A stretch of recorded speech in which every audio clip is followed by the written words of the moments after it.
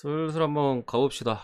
분석 좀 간단하게 한다고 말씀드렸고, 이번 주가 살짝 손해요. 지금 살짝 마이너스인데 3연패 순식간에 어제 해축부터 박아버려가지고 살짝 손해인데, 주말에 경기들도 많고, 오늘 해축 포함해가지고 이제 뭐 내일 느바 해축, 오후 축구, MLS 많으니까 플러스로 좀 마무리 해봅시다.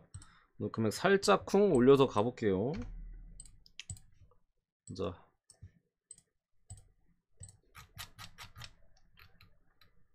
첫 번째 일찍 하는 거 하나 가겠습니다. 맨시티 뉴캐슬. 일단은 존스턴스, 라포르테, 불투명. 뉴캐슬은 뭐 풀라인업인데, 일단은 뭐 해외 배당이, 아니 해외 배당이 국내 배당이 오르기는 올랐는데 사실 왜 올랐는지 잘 모르겠어. 그냥 초기 배당이 너무 낮았나? 일단은 뉴캐슬 같은 경우 풀라인업이고 지금 맨시티가 둘 불투명인데 출전이 가능합니다. 뛸 수 있는 상태라고 이제 해외 쪽에서 그런 예측, 아니 그런 얘기들이 있어요. 그래서 둘 다 출전 가능하다면은 뭐 풀 대 풀로 맞대결인데, 뉴캐슬이 최근에 조금 부진하고 있는 부분은 실점이 늘었어요.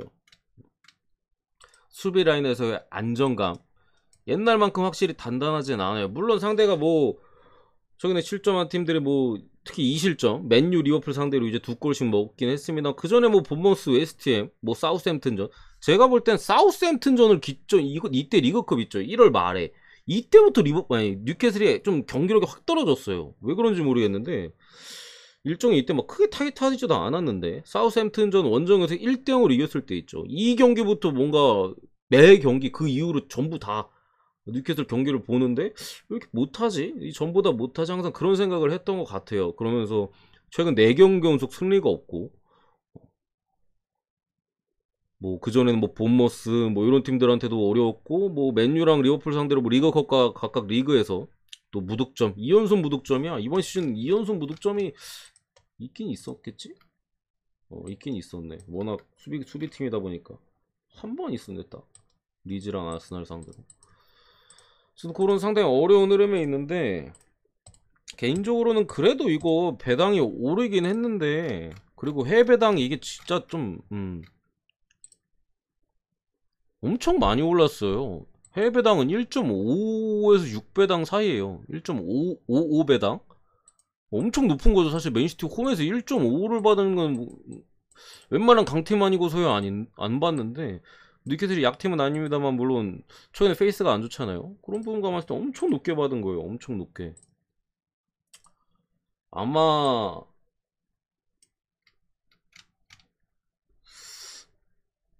스나 이거 왜 이렇게 높게 받았는지 근데 솔직히 이해가 안 되는, 특히 해외 배당. 아무튼 간에 당장에 뭐 맨시티가 직전 컵대회나 그 전 경기도 좀 시원한 모습들을 보여줬었고, 뉴캐슬이 어쨌든 수비팀인데 실점이 계속 많잖아요. 그나마 뭐 뉴캐슬도 긍정적인 부분에 이제 뭐 부상자들 이런 애들이 없다는 부분인데, 그래도 맨시티 원정은 상당히 어려울 거라고 봅니다. 이거는 1.3대면은 뭐 일반승만 보고 넘어가고요. 언오바 같은 경우에는 말씀드렸죠, 실점이 늘어난 부분들 오바 봅니다. 맨시티 승 오바. 두 번째 타페 대 지로나. 타페 풀, 뭐 지로나는 수비 쪽에 얀쿠토나 뭐 미드 쪽에 앙헬 레레라 뭐 이런 애들 빠져 있는데, 요런 경기는 사실 선택지가 몇 개 없어요. 뭐 언어바로 뭐 건드는 것도 뭐 건드는 건데, 결국 배당이 높은 매치기 때문에 그런 걸 건드려야 돼요. 해무 찍거나 무 찍거나 아니면 뭐 풀앤을 그냥 좀 가져가거나, 정배 확률이 좀 많이 떨어지니까. 헤타페가 특히나 이번 시즌 아직까지 연승이 없거든요. 근데 직전 경기 홈에서 이제 또 발렌시아였나요? 승리를 가져갔던 부분에 있어서, 지로나도 마찬가지로 원정에서 이번 시즌 엄청 안 좋긴 한데, 최근에 알메리아 상대로도 그렇고 빌바오 상대로도 그렇고 상당히 좋은 경기력들을 좀 보여줬다라는 부분들. 헤타페는 최근 경기에서 막 특별하게 잘했던 경기가 없어요. 그리고 항상 헤타페, 제가 지난 경기 비아리 할 때도 말씀드렸습니다만, 득점에 대한 기대치가 한 골을 넘기기가 어려워요. 진짜 많이 뽑으면 2골이고 이것도 거의 없죠. 한 골 아니면 무득점인 상황에서 이거를 햄무가 뜨려면 1대0이 나와야 되는데, 지로나가 또 빌바오전 알메리아전 두 경기에서 9골이나 또 뽑아냈던 부분들이나 원정에서 종종 좀 득점이 안 터질 때도 있습니다만 최근 흐름을 봤을 때는 한 골 정도 충분히 기대해 볼 수 있다. 저는 프렘 봅니다. 무승부 1대1 그 정도 봅니다. 1대1 정도. 중훈님 고맙습니다. 정도 보고 유니온 베를린 대 쾰른. 자, 일단은 두 팀 다 최근에 페이스가 안 좋아요. 유니온은 뭐 샬케 상대로는 뭐 그렇다 치더라도 아니 바이에른 샬케 상대로 바이에른 뮌헨 원정이 뭐 그렇다 치더라도 샬케 상대로도 홈에서 별다른 모습 못 보여주면서 0대0으로 비겼었고, 뭐 쾰른 같은 경우에는 최근에 득점이 일단 안 터지죠. 프랑크푸르트 상대로 이때 3골을 한번 3대0으로 이긴 적이 있었는데 이때 그냥 때리면 들어갔어요. 슛이야. 그런 날 있잖아. 때리면 들어가는 날. 사실 오바가 날 경기가 아니었거든요. 근데 때리면 다 들어갔어. 슛이. 걸리는 족족 그냥 이제 골문 안으로 빨려 들어가. 그런 경기였기 때문에 3골 뽑았고, 그 외에 최근 4경기에서 득점이 없어요. 직전 경기 볼프스전 무득점, 그 전에 슈투트 무득점, 뭐 그전이 프랑크였고, 그 전에 뭐 라이프치, 샬케 전부 다 무득점. 그러니까 재개 이후에 이제 아이 고새끼 티게스를 중심으로 이제 화력이 그래도 좀 브레멘을 대파하면서 좀 이게 올라오는 듯 했습니다만, 역시나 쾰른 같은 경우도 약간 교토상과 비슷해요. 여러분들 오늘 물론 교토가 2골을 넣긴 했습니다만 압박이 최우선이다 보니 공격보다 압박이 우선이에요. 결국 뺏어서 공격을 하는 팀이기 때문에 그런 부분에 있어서 상대팀이 나름대로 잘 비비고 하면서 최근에는 이제 득점이 많이 떨어져 있다는 부분을 봤을 때 유니온 원정에서도 오늘 득점에 대한 쾰른의 기대치가 크게 높아 보이지 않고요. 유니온 베를린도 마찬가지야. 유니온 베를린은 사실 좀 우겨 넣는 팀이에요. 우겨 넣는 팀. 근데 이거 우겨 넣는 게 사실 약간 운이 좀 필요한데 유니온은 그게 좀 잘 따라주는 팀이에요.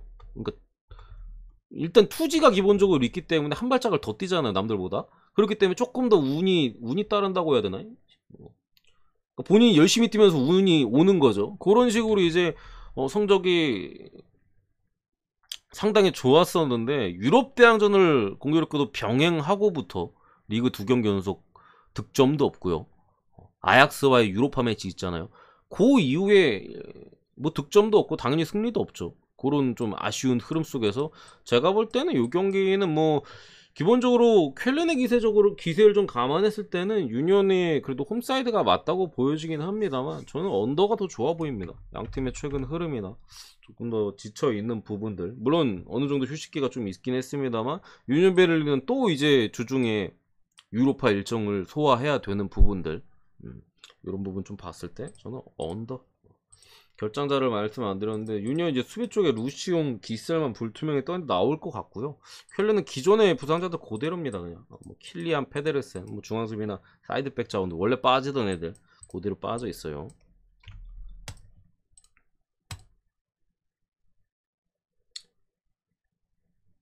표 안 올라갔는데? 아니 뭐 죄송할 게 있나요? 표 아직 안 올렸어요, 여러분들. 좀 일찍 왔기 때문에 끝나고 올릴게요. 끝나고 조합은 다 나와 있고. 몇 번째지? 아스날도 못 맞았어. 제주스 엘렌이 원래 빠져있고 은케티아가 약간 부상을 달고 있습니다. 본머스는 타버니어랑 켈리 이렇게 빠져있는데, 일단은 뭐 본머스도 조금 부상자들이 좀 돌아오긴 했어요. 어느덧 타버니어 말고는 그래도 뭐 켈리 수비 쪽도 있습니다만 나름대로 좀 돌아온 모습들인 부분이고, 아스날 같은 경우도 파티가 최근에 약간 잔부상으로 뭐 후반에 교체로 들어가거나 이런 느낌이었습니다만 직전 경기 뛰는 걸 봤을 때는 이제 완벽하게 좀 돌아온 모습들. 대신 은케티아가 오늘 경기 뭐 빠질 가능성이 좀 있는 것 같아요. 직전 경기 이제 쩔뚝였던 그런 모습이 있었기 때문에 일단은 뭐 출전이 어떻게 될지 모르겠고, 또 아스날 같은 경우 일정이 좀 타이트하긴 했죠. 주중 일정이 일단 있었기 때문에 보머스는 주중 일정이 없었고, 아스날이 이제 3월 1일에 3일절에 에버튼하고 이제 또 경기가 있었잖아요. 그런 부분에 있어서 주전 라인업에 대한 의존도가 강한 아스날인 부분이 제가 볼 때는 걱정이에요. 아스날은 기본적으로 이번 시즌 프리미어리그에서 가장 라인업을 안 바꾸는 팀 중 하나가 아니라 가장 안 바꾸는 팀이에요. 제일 안 바꿔. 뭐 웨스트햄의 그나마 뭐 데이빈 모예스 그 정도 말고는 아스날만큼 라인업을 똑같이 나오는 팀은 거의 없는데 그런 부분이 좀 걱정이다. 특히나 이제 주중에 은케티아가 벤치에 있고 트로사가 이제 제로톱으로 나왔잖아요. 그런 부분에 있어서 또 은케티아가 오늘 선발 타이밍인 부분에서 좀 이렇게 불투명에 빠져있는 뭐 이런 벤치도 안 좋잖아. 이런 부분이 조금 아쉬움인데 그래도 미드필더 쪽의 선수들은 그래도 건재해 보이고요. 뭐 어느 정도 후반에 교체나 이런 것도 활용했었고 에버튼이 전반부터 무너졌기 때문에 사실 뭐 후반에 뭐 화력쇼 정도만 뭐 보여주고 경기가 쉽게 마무리했던 경기라 뭐 엄청나게 체력 문제가 있을 걸로 보지는 않아요. 특히나 그 전에 일정이 빡셌었던 것도 아니기 때문에 아스날이 뭐 맨시티한테 리그컵도 한참 전에 떨어졌고 유로파 일정은 이제 들어가거든요. 주중에 스포르팅 원정. 근데 아스날 입장은 어쨌든 리그 경기가 최우선인 상황이고 직전이나 그 전의 일정 자체는 뭐 일주일 간격으로 무난하게 계속 일정을 해왔기 때문에 당장 뭐 주중 경기 한 번 있었다고 그게 뭐 체력이 막 크게 빠지는 느낌까지는 아닐 것이다. 본머스가 최근에 좀 잘 비볐죠. 뭐 브라이트 상대로도 엄청 잘 비볐고 그 전에 뉴캐슬 1대1 울버 원정에서도 승리를 가져갔습니다만 결국에 맨시티 이 강팀을 맞아서는 맥없이 무너지는 모습들.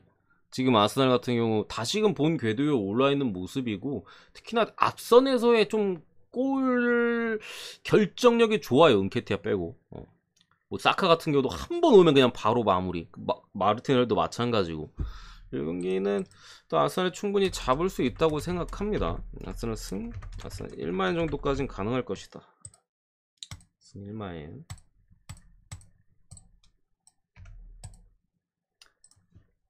네 번째였나?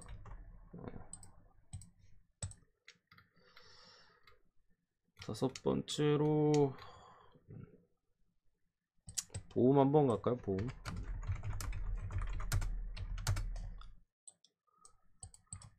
일단은 감보아, 로실라 출전 정지, 졸로랑 홀트마, 오웨안, 우로넨, 반덴버그, 라트자, 샬케는 수비 쪽에 좀 많이 빠졌네. 그리고 스카르케 전방 쪽에 빠져있는데 일단은 재밌는 부분이 지금 샬케 감독이 보움 승격시킨 감독이에요. 승격시키고 지난 시즌에 보움이 홈에서 잘했잖아. 그 감독이 지금 샬케 감독입니다, 여러분들. 그렇기 때문에 보움이라는 팀을 상당히 잘 알고 있는 현재 샬케 감독이다. 그러니까 뭐 보움에 현재 뛰고 있는 선수들이 뭐 크게 변동은 없으니까 그 선수들의 장점, 단점 뭐 거의 2년 넘게인가? 아무튼 지도를 해왔기 때문에 뭐 속속들이 알고 있는 샬케의 지금 상황이고 어쨌든 보움도 감보아가 수비 쪽에 여전히 핵심 쪽이 빠져있는 상황에서 미드필더 쪽에서 핵심이 로실라도 오늘 출전 정지로 빠져있고 또 졸러 같은 애들도 한 방 있는데 빠져있고 홀트만도 마찬가지로 전방 쪽에 빠져있는 상황이고 샬케도 뭐 누수가 분명히 있어 수비 쪽에. 근데 거의 뭐 기존의 부상자들 비스무리합니다. 샬케 같은 겨울이적 시장에 데려온 애들을 되게 많이 쓰거든요. 걔가 요 새끼인데 얘가 빠져있는 건 일단은 상당히 아쉽죠. 우르는도 마찬가지고 오해하는 원래 있던 놈이고 뭐 이런 부분들이긴 합니다만 그래도 뎁스 자체는 좀 이 뎁스가 두껍다고 해야 되나? 그러니까 뛸 수 있는 애들은 많아요. 겨울에 막 데려오고 해가지고. 그리고 뭐 미드필더 쪽에서도 라트자 백업 쪽 말고는 다 그래도 건재한 상황. 전방 쪽에서도 스카라케가 조금 아쉽긴 한데 그래도 골을 넣어줄 수 있는 선수들이 있는 부분에 있어서 잘 알고 있는 부분들. 샬케가 그리고 지지난 시즌에 그 거의 전패 봐가면서 다이렉트 강등 당했던 부분에 있어 제가 그 얘기를 했잖아요. 같은 실수로 반복하고 싶어 하지 않는다 이 팀이. 쾰른전 무승부를 기점으로 메넨글라드 전 분석할 때부터 제가 첫 이 멘트를 던졌고 그 이후로 아직까지 패배가 없습니다.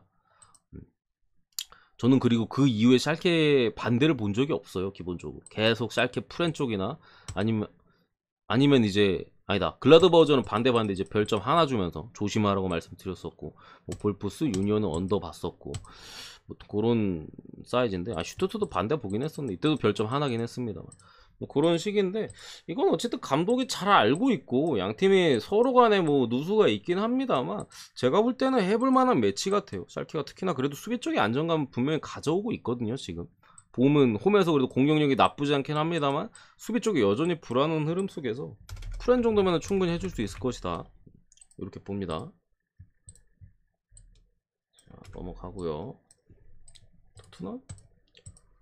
토트넘은 울버 프렌 봅니다. 울버 프렌 아시겠죠? 분석 따로 안 해요. 토트넘이기 때문에 울버 프렌 봅니다. 그리고 아까 마인츠 누가 어느 분이 질문해 주셨는데, 이 경기 저는 개인적으로 좀 많이 어렵다고 생각합니다. 어려워. 잘 모르겠어요. 뭐 승환이 무겁기는 해요 솔직히. 근데 잘 모르겠어. 왜냐면 호펜이 부상자도 여전히 뭐 미드필드 빠져있고, 측면 수비나 뭐 전방 쪽에 배부도 지금 몸 상태 안 좋고, 슈틸러가 복귀하겠는데 아직 100% 아니고, 뭐 이런 부분인데 잘 모르겠어요. 마인츠의 최근 경기력을 감안했을 때는 뭐 호펜 역배를 낼 것 같지는 않아요 여러분들. 뭐 승환이 무같아. 이길 확률이 좀 더 높아 보이긴 합니다. 높아 보이긴 하는데 해외배당도 좀 빠지네요. 해외배당도 마인츠 쪽으로 좀 빠지고 있고. 근데 저는 일단은 패스.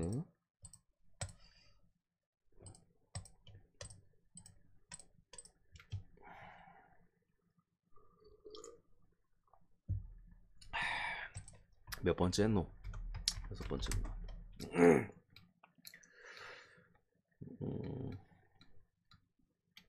알메리아 비에렐, 곤잘로 멜레로 불투명. 뭐 비알은 트리게로스, 미드필더 쪽에 빠른 자원이죠. 여기 이제 중앙 쪽에 코클랭, 그리고 피노 불투명. 걸려있는 게 확실히 좀 아쉽기는 해요. 미드필더 쪽에서도 이제 로테이션을 봐줄 선수들이 걸려있고, 전방 쪽에 지금 피노도 몸 상태가 안 좋다. 그나마 뭐 비아레알의 지금 다행인 점은 제라드 모레노가 지난 경기 후반에 들어가면서 좀 복귀를 했다라는 부분. 모레노가 있을 때 비아레알은 확실히 좀 무섭긴 하거든요. 물론 지난 경기 사실 뭐 막판에 들어가서 별 의미가 없긴 했습니다만, 어쨌든 이게 일단은 미드필더진이 좀 걱정이에요. 그러니까 비아레알이 좀 단점이 미드필더 숫자가 별로 없거든요. 지금 남아있는 게 카푸에랑 파레오밖에 없어. 로셀소가 복귀를 하긴 했습니다만 오늘 경기 어떨지 모르겠고, 뭐 트리게로스, 코클랭이 빠져있는 상황에서 숫자적으로도 부족하고 로테이션도 못 돌리거든요. 그러다 보니까 좀 수비 쪽 자원들이 좀 이동하거나 뭐 이런 모습도 좀 보여주는, 아니면 전방 쪽의 자원들이 조금 2선으로 내려와 주거나 이런 뭐 2선이 가능한 애들, 그런 식의 전략을 좀 보여주고 있고, 기본적으로 비아레알 같은 경우 알메리아 원정에서 항상 쪽도 못 씁니다 이 새끼들. 알메 원정에서 3승 5무 1패예요 그러니까 알메리아 홈 기준 3승 5무 1패야 한 번밖에 못 이겨봐서, 한 번밖에. 역대 상대 전적 다 포함해가지고. 옛날 전적도 좀 이렇게 있는 부분이 있어서 어쨌든 그런 부분이 있는데, 이런 상대 전적 자체가 상당히 좀 거슬리는 측면도 있고, 지금 비아레알의 이런 상황들 좀 많이 배팅을 하기에는 좀 불쾌해 보여요. 그렇다고 일정이 뭐 엄청 타이트한 엄청 느슨한 것도 아니잖아 비아가 또. 어쨌든 간에 5일 후에 또 유로파 컨퍼런스, 또 안더레우트 원정을 떠나고, 또 이제 2월 말에 또 경기가 있었기 때문에 평일 경기였잖아. 이때 평일 경기였나? 헤타페랑? 평일 경기였던 것 같은데, 그렇기 때문에 또 일정적으로 그런 부분들이 있는데, 제 생각에는 승패는 조금 어려운 것 같아요 솔직히. 그렇다고 비아가 못 이길 만한 사이즈는 또 아닌 것 같아. 일단 제라드 모레노가 있기 때문에 득점은 뽑아줄 수 있을 가능성이 상당히 높아요.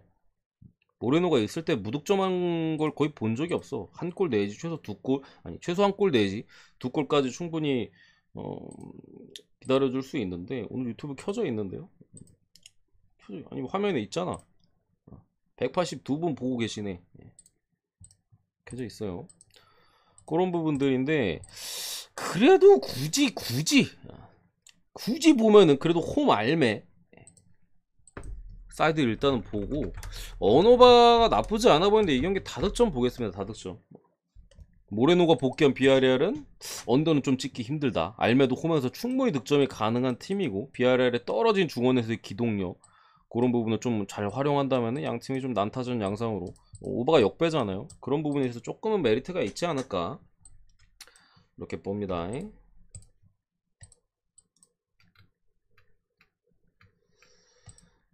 일곱 번째 측면 수비 쪽에 테르지치 빠져있고 AC 밀란인데 2선 자원들이 좀 많이 빠집니다. 브라임 디아스도 빠지고 레앙도 오늘 못 나와요. 그리고 4일 뒤에 첼시 원정 갑니다. 또 챔스. 제가 직전 경기 이제 피오렌티나가 어디랑 했었더라? 어디 원정이었더라? 엘라스 베로나 원정. 이때 아마 엘라스 프렌드를 많이 보셨던 것 같은데 저도 물론 무승부임으로 봐서 틀렸어요. 3대0으로 이겼었고 계속 분석 중간에 제가 마인 이러면서 좀 마인의 가능성 계속 언급했었죠. 저도 원래 초반은 승이었거든요. 그러다가 그냥 마지막에 뭐 배팅 조합 짜다가 틀어버린 건데 완전체 피오는 생각보다 강해요. 그러니까 피오렌티나가 이번 시즌 전체적으로 고전했던 이유는 일단은 막 중간중간 선수들의 인앤아웃도 조금은 있었고 새로 들어온 선수들이나 뭐 적응의 문제들 또 부상이 많았거든요. 부상이 아유 죄송합니다. 첼시는 돌문이잖아. 토트넘 원정. 성만님 감사합니다. 아니 돌문이랑 헷갈렸네. 토트넘 원정. 그런 부분에 있어서 이 경기는 레앙까지 빠진다면은 특히나 뭐 크루니치나 뭐 브라임 디아스 같은 자원들도 지금 뭐 선발로 뛰거나 혹은 로테이션 봐줄 수 있는 자원들이잖아. 2선이나 뭐 미드필더 쪽에. 물론 수비가 괜찮긴 합니다만 요런 누수에다가 지금 챔스까지 또 홈에서 이겼기 때문에 또 원정에서 또 잘해야 되는 부분들 특히나 이게 제일 커요. 리그 우승은 물 건너 갔어. 챔스 경쟁인데 물론 챔스 경쟁 자체가 엄청나게 타이트하긴 합니다 사실. 근데 로마랑 지금 3점 차이밖에 안 나요. 3점 차밖에. 라치오가 한 경기 더 하고 1점 앞서고 있고 뭐 그 밑에 인터, AC 밀란이 똑같은 승점을 가지고 있는데 어쨌든 뭐 로마만 제끼면 되거든요. 사실 아탈란타는 진작에 떨어져 나갔고 딱 로마만 제끼면 되는 상황에서 제 생각에는 상당히 수비적으로 나올 가능성이 조금 높지 않을까 싶어요. 밀란 같은 경우가 그래도 최근에 장점으로서 보여지는 부분은 수비거든요. 수비력 하나만큼은 사소울로한테 한번 대파 당하고 라인업적인 변동이나 좀 이런 것들도 이런 과정도 있었고 선수들이 정신 차리면서 공교를 끄도 그때 라치오랑 사수한테 2경기 9골 쳐먹고 남은 경기 그 이후 경기 5경기에서 1골밖에 안 먹었어요. 그 경기들은 뭐 인터, 토리노, 토트넘, 몬차, 아탈 공격력이 강한 팀들이 충분히 포진해 있었음에도 뭐 실점을 거의 안 했던 부분을 봤을 때 승패로 따지면 그래도 피오렌티나 프렌 쪽을 보고 언더바는 언더 봅니다. 언더. 8번째 티마드리드 대 세비야. 만다바스 위쪽에 몰리나 사이드, 뭐 중앙에 데파울이나 뭐 앙헬 코레아도 빠져있고 세비야는 중앙 수비 쪽에 많이 빠졌어요. 마르캉, 페르난도 직전 뭐야 오사수나전에 퇴장당했죠. 여기 이제 뭐 파푸 고메즈 쓰레기 새끼 빠져있는데 일단은 요 경기도 지금의 사실 세비야 기세라면은 좀 물론 아직 강동권과의 승점 차이가 거의 뭐 크게 나진 않습니다만 뭐 남은 일정적인 부분도 좀 그렇고 세비야가 일정이 생각보다 괜찮거든요. 남은 일정들이 일단 강팀들하고는 오늘이 거의 마지막이야. 알메리아, 뭐 헤타페, 카디스, 셀타, 발렌시아, 비아레라고 한번 붙긴 합니다. 이때 홈이고 그 다음 빌바오, 지로나, 에스파뇰, 바야돌리드. 현실적으로 강등 가능성 뭐 있습니다만 일정을 감안했을 때와 또 최근에 세비야의 좀 기세적인 측면을 감안한다면은 사실 강등과는 좀 거리가 이미 멀어졌다고 봐야 돼요.